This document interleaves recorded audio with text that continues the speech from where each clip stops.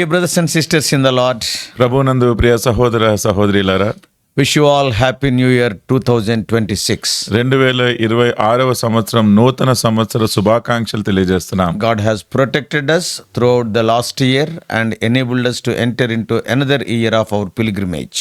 గత సంవత్సరం అంతా కూడా దేవుడు మనల్ని కాపాడినాడు. ఒక నూతన సంవత్సరంలో మన యాత్రా జీవితంలో ఒక నూతన సంవత్సరంలో ప్రవేశపెట్టినాడు. Undoubtedly, every one of us have gone through so many ups and downs, so many times of joy and times of sorrow. In all these situations, one thing is true, people were not with us, but God was with us. ఏ అనుమానము లేదు, మనమందరము కూడా సంతోష సమయాలు, దుఃఖ సమయాలు, అలాగే హెచ్చు తగ్గులు ఇవన్నీ కూడా చూసినాం. కానీ దేవుడు మనకి తోడుగా ఉండినాడు. Many people whom we believed, they were not with us. ఎవరినైతే మనుషులను మనము నమ్మినామో వారు ఇప్పుడు మనతో లేరు. Some people have left us, కొంతమంది మనల్ని వదిలి వెళ్ళినారు. and some people have gone to their eternal destination, leaving this world. ఈ లోకాన్ని విడిచిపెట్టి కొందరు వారి నిత్య చిరగృహానికి వెళ్ళిపోయినారు. But God is with us. అయితే దేవుడు మనతో ఉన్నాడు. And in the coming days also, our hope is He will be with us. రానైన దినాలలో కూడా మన నిరీక్షణ ఏంటి అంటే ఆ దేవుడు మనతో ఉంటాడు. I believe every one of us, every one of you also have received some new promises. మీలో ప్రతి ఒక్కరూ కూడా ఒక నూతన వాగ్దానము పొంది ఉంటారని నమ్ముతున్నా. Undoubtedly, all the promises of the Bible are ours. అనుమానము లేదు, బైబిల్లో ఉన్న ప్రతి వాగ్దానము కూడా మనదే. But for particular year, as the Lord leads, as the Lord guides, yes, we are taking promises, and I believe you also got some promise. అయితే ఒక నిర్దిష్ట సంవత్సరం గురించి చూసినప్పుడు దేవుడు మనల్ని నడిపించడానికి, దేవుడు మనకి సహాయపడడానికి, దేవుడు అనుగ్రహించే వాగ్దానాన్ని మనం పొందుకుంటూ ఉంటున్నాం. May God fulfill all those promises in our individual lives and also corporately as we are, entering into the new year. మన వ్యక్తిగత జీవితంలో దేవుడు ఆ వాగ్దానాలన్నీ కూడా నెరవేర్చును గాక. అంతేకాకుండా సమాజంగా కూడా మనం ఈ నూతన సంవత్సరంలో ప్రవేశిస్తున్నప్పుడు ఆ వాగ్దానాల నెరవేర్పు మనం చూద్దాము గాక. So wish you all happy new year. మీ అందరికీ కూడా నూతన సంవత్సర శుభాకాంక్షలు. Today's verse for our meditation is taken from the book of Isaiah chapter 42 verse 9. నేటి దిన ధ్యానము నిమిత్తమై ఈ వచనము యెషయా గ్రంథము 42వ అధ్యాయం 9వ వచనం నుంచి తీసుకోబడింది. New things do I declare. క్రొత్త సంగతులు తెలియజేయుచున్నాను. Isaiah 42:9 is a statement of God's sovereignty. ఈ యెషయా గ్రంథము 42వ అధ్యాయం 9వ వచనము దేవుని యొక్క సార్వభౌమత్వం గురించి పలికిన మాట.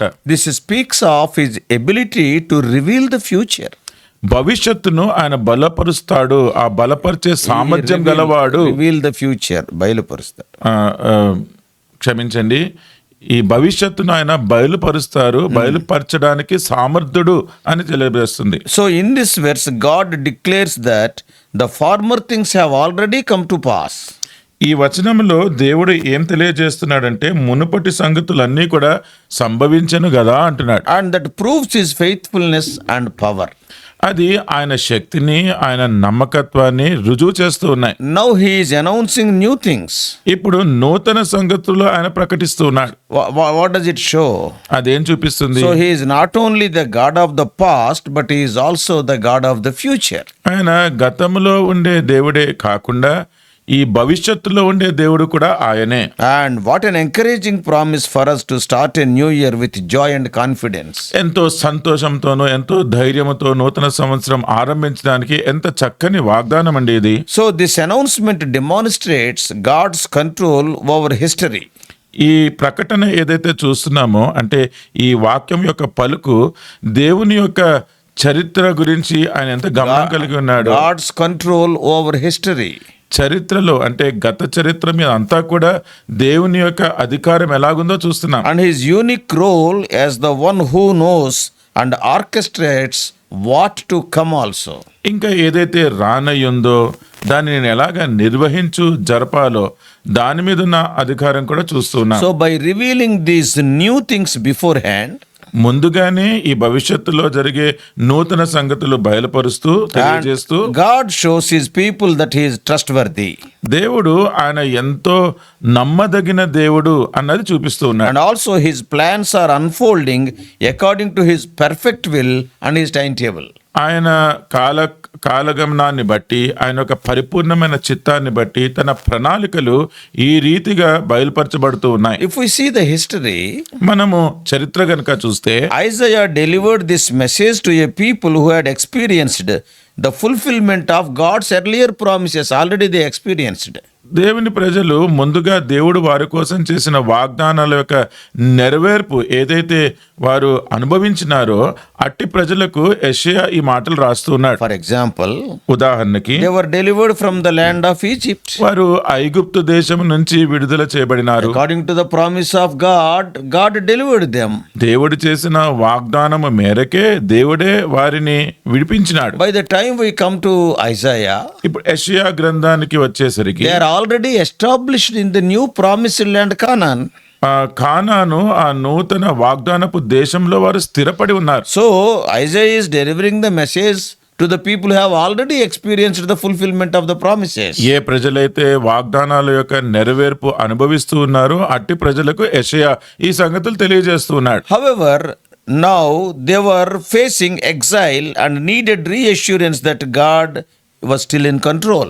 అయినప్పటికీ మరొకసారి వారు చెరపట్టబడడం అన్న స్థితిలో ఉన్నారు కాబట్టి దేవుడు మళ్ళీ అధికారంలో ఉన్నాడు అన్న సంగతి వారికి మళ్ళీ నిశ్చయపరచవలసి వచ్చింది. And the new things, likely, what are the new things? They refer to future acts of deliverance. క్రొత్త సంగతులు, ఈ క్రొత్త సంగతులు ఏమై ఉంటాయండి అంటే భవిష్యత్తులో వారిని విడిపించబోయే కార్యాలు ఏవైతే ఉన్నాయో అవే క్రొత్త సంగతులు. Such as the return from Babylon exile.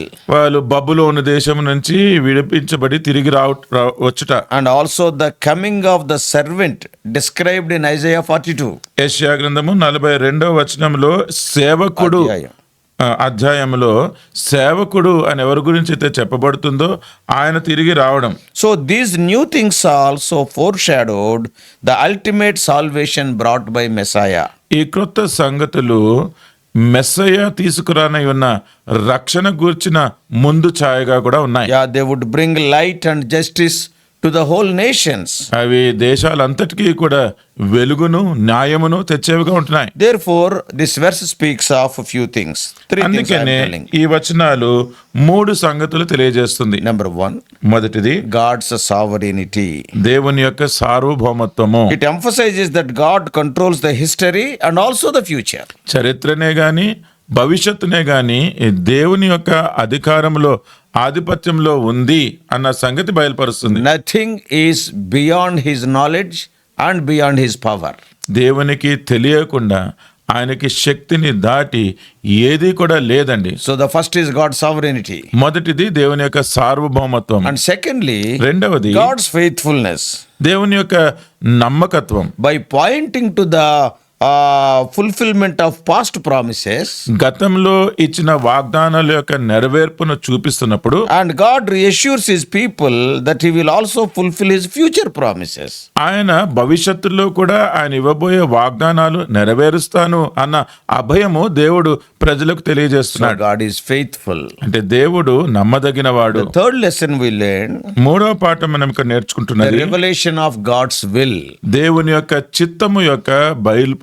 God's decision to announce his plans shows his desire for a relationship with his people, inviting them to trust in him. దేవుని యొక్క ప్రణాళిక అది బయలుపరచాలి అన్న దేవుని యొక్క ఆశ దేవుడు తన ప్రజలను ఆయన దగ్గరికి ఆహ్వానిస్తున్న రీతిని చూపిస్తుంది. He wanted to have a relationship with his people. తన ప్రజలతో దేవుడు ఒక సంబంధం కలిగి ఉండాలని కోరుతూ ఉన్నాడు. So this verse, the verse uses a parallelism to contrast former things with the new things. అందుకనే ఈ వచనం గనుక చూస్తే గతంలో జరిగిన సంగతులు అలాగే భవిష్యత్తులో జరిగే సంగతులు వీటిని పోల్చి చూపిస్తూ ఉంటుంది. It is creating a sense of continuity in God's work. అంటే దేవుని యొక్క పని కొనసాగింపబడుతుంది అన్న విషయాన్ని ఇక్కడ So చూపిస్తుంది. here the imagery of things springing into being, that word emphasizes the freshness and life-giving nature of God's plans. పుట్టుక మునిపే వాటిని మీకు తెలుపుచున్నాను అన్న మాట ఏదైతే ఈ వచనములో ఉందో అది దేవుని యొక్క ప్రణాళిక ఏ రీతిగా నెరవేర్చబడుతుందో తెలియజేస్తుంది. In this verse, one more imperative, that word is there, that is see.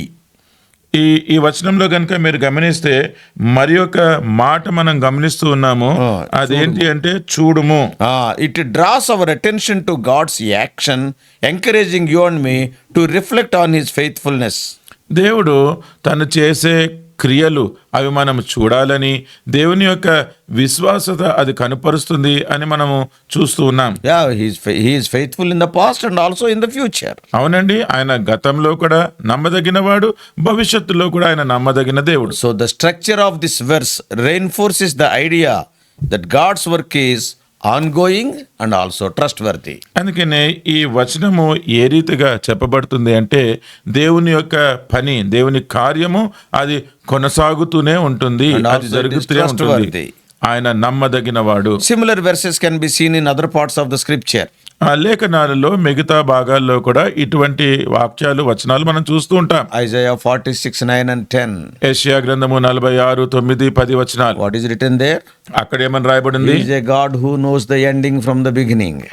ఆరంభము నుండే అంతము ఎరిగిన దేవుడు అని అక్కడ చూస్తున్నాం. And also Isaiah 43:18-19. యెషయా గ్రంథము 43, 18, 19 వచనాలు. He is the God of the future also. ఆయన భవిష్యత్తును ఎరిగిన దేవుడు. I want to do a new thing. నేను నూతన క్రియ చేయుచున్నాను. That is what we read in Revelation 21:5. ప్రకటన 21:5లో కూడా మనం అదే చదువుతాం. John 13:19. యోహాను 13:19లో కూడా. So many verses are there to reinforce the same truth. అందుకనే ఇదే సత్యాన్ని నొక్కి చెప్పడానికి లేఖనాలలో అనేక వాక్యాలు ఉన్నాయి. So if you want to apply the truths of this verse for today's Christian, ఈ ప్రస్తుతము జీవిస్తున్న క్రైస్తవుడు ఈ నేటి ధ్యానాంశముగా ఉన్న వచనాన్ని అన్వయించుకోవాలి అంటే this verse reminds Christians that God is faithful. ఈ వచనము క్రైస్తవులకి ఏమి గుర్తు చేస్తుందంటే దేవుడు నమ్మదగిన వాడు. And he is sovereign over the future also. భవిష్యత్తు గురించి కూడా ఆయన సార్వభౌముడైన దేవుడు. Just as he fulfilled his promises in the past, he will also bring about his plans for the future. గతంలో ఆయన వాగ్దానాలు ఎలాగ నెరవేర్చినాడో అలాగే భవిష్యత్తులో కూడా ఆయన ప్రణాళికలు నెరవేరుస్తాడు. You in your own life you must have witnessed. మీ సొంత జీవితాలలో కూడా మీరు కూడా In అనుభవించుంటారు. the past years God has fulfilled so many promises which he has promised. గత సంవత్సరాలన్నిటిలో కూడా దేవుడు తను చేసిన వాగ్దానాలు ఎన్నో నెరవేర్చి ఉంటున్నాడు. This year also some promises God has given to you. ఈ సంవత్సరము కూడా దేవుడు ఒక వాగ్దానం మీకు ఇచ్చినాడు. Last night some of you have taken promises. గత రాత్రి మీరు కొన్ని వాగ్దానాలు తీసుకున్నారు. So why we are taking? ఎందుకు The తీసుకుంటున్నామని God వాగ్దానం? who has fulfilled the promises earlier, he is a trustworthy God. He will fulfill the promises what he has given last night, this year or also in the coming days. మునుపు వాగ్దానాలు ఏవైతే మన జీవితంలో నెరవేర్చినాడో ఆ దేవుడు నమ్మదగిన వాడు. మనము గత రాత్రి తీసుకున్న వాగ్దానము కూడా భవిష్యత్తులో ఆయన నెరవేరుస్తాడు. So this verse encourages believers to trust in God's timing and God's purpose. అందుకనే విశ్వాసులందరినీ కూడా ఈ వాక్యము ఏమని ప్రోత్సహిస్తుందంటే దేవుని యొక్క సమయము గురించి, దేవుని యొక్క వాగ్దానం గురించి మీరు విశ్వాసం ఉంచండి, నమ్మిక ఉంచండి. Sometimes the path ahead of us may be unclear. కొన్నిసార్లు మన ఎదురు ఉన్న మార్గం ఏదైతే ఉందో అది మనకి స్పష్టంగా తెలియకపోవచ్చు. You have received a promise last night. గత రాత్రి మీరు ఒక వాగ్దానం తీసుకున్నారు. Is it going to be fulfilled in my life? నా జీవితంలో ఈ వాగ్దానం నెరవేరుతుందా? My condition, I don't think you may be thinking. నా పరిస్థితి ఏంటి అని అట్లా అనుకుని You have ఆలోచిస్తుండొచ్చు. taken a promise, but there is a doubt in your heart. వాగ్దానం అయితే తీసుకున్నావు కానీ నీ హృదయంలో ఒక అనుమానం ఉండొచ్చు. So the path ahead of you is quite unclear. అందుకనే నీ ముందర ఉన్న మార్గం ఏదైతే ఉందో అది స్పష్టంగా అయితే లేదు. But from this verse we can understand God is sovereign, God is able, God is all powerful to fulfill those things. అయితే ఈ వచనం ద్వారా మనం అర్థం చేసుకోగలిగేది ఏంటి అంటే దేవుడు సార్వభౌముడు, దేవుడు సామర్థ్యం కలిగిన వాడు, దేవుడు ఈ వాగ్దాన్ని నెరవేరుస్తాడు. It also challenges Christians to be attentive to God's work in their lives. అందుకనే ప్రతి క్రైస్తవుడు కూడా తన జీవితంలో దేవుని యొక్క పని ఆయన ఎలాగ నెరవేరుస్తాడో అన్న విషయము ఒక గమనిక కలిగి ఉండాలని సవాల్ చేస్తుంది. And we have to recognize the new things He is doing and responding with faith and obedience. That is our responsibility. ఆ దేవుడు మన జీవితంలో ఎటువంటి క్రొత్త సంగతులు చేయనై ఉన్నాడో అవి తెలుసుకొని వాటికి విశ్వాసంతో మనం ప్రతిస్పందించాలి. So this verse further reveals God's love through His faithfulness and transparency. అందుకనే ఈ వాక్యము దేవుని యొక్క ప్రేమను, ఆయన విశ్వాస్యతను మనకి స్పష్టంగా కనుపరిచేదిగా ఉంది. By reminding His people of past faithfulness and revealing His future plans, గతంలో ప్రజలకు తన విశ్వాస్యతను గుర్తు చేస్తూ భవిష్యత్తులో ఉన్న తన ప్రణాళికలు ఆయన బయలుపరుస్తూ God shows that He cares for them. దేవుడు వారి గురించి పట్టింపు కలిగి ఉన్నాడు అని తెలియజేస్తున్నాడు. God wants them to live in hope and trust. దేవుడు వారందరూ కూడా నమ్మకంగా లేకపోతే ఒక నిరీక్షణ కలిగి జీవించాలి అని కోరుతున్నాడు. God's declaration of new things demonstrates His desire to bring renewal and restoration. దేవుడు క్రొత్త సంగతులు తెలియజేస్తాను అన్న చెప్పడంలో ఆయన మనకి ఏం గుర్తు చేస్తున్నాడు అంటే ప్రతిదీ కూడా తాజాపరిచి ప్రతిదీ కూడా మనకు అనుగ్రహించే దేవుడు అని. He wants to restore everything. ప్రతిదీ కూడా మనకి సమకూర్చాలని కోరుతూ He ఉన్నాడు. never wants to leave His people in despair or uncertainty. తన ప్రజలను ఎటువంటి అనుమానంలో గాని ఎటువంటి నిరుత్సాహంలో గాని ఆయన విడిచిపెట్టాలని కోరట్లేదు. Yeah, His love is evident in His ongoing work to bring about His redemptive purposes for the whole world.